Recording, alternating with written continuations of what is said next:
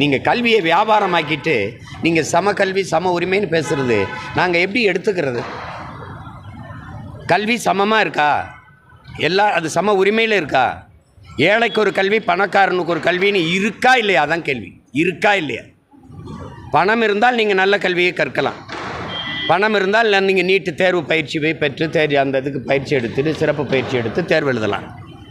பணம் இல்லைன்னா எத்தனை பிள்ளைகள் படிக்க வசதி இல்லாமல் இடைநிறுத்தம் செஞ்சுட்டு போகிறாங்கங்கிற ஆய்வு உங்ககிட்ட இருக்கா? அந்த கணக்கு இருக்கா? சொல்லுங்கள். நீங்கள் முதல் தர ஆசிரியர்களை எங்கே பணி நியமனம் செய்கிறீங்க? இரண்டாம் தர ஆசிரியர் A grade, C grade, B கிரேடுங்கிறீங்களா? அதில் அந்த ஆசிரியர்களை எங்கே பணி நியமனம் செய்கிறீங்க? நகர்ப்புறங்களில் இருக்கிற கல்வி கட்டமைப்பு சிற்றூர்களில் இருக்கா தம்பி? இருக்கா?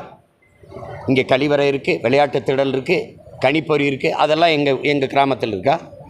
சொல்லுங்கள். நான் பிறந்த ஊரில் இருந்த பள்ளிக்கூடத்தை அது இடிஞ்சு வச்சு வாக்கு செலுத்த மட்டும்தான் வச்சுருந்தோம். நான் இடிச்சுட்டு கட்ட போகிறேன்னு அரசு இப்போ தலையிட்டு அது கட்டுது. ஏன்னா என் சொந்த ஊர்னால அது திருப்பி பேசுவாங்கிறதுனால கட்டுது.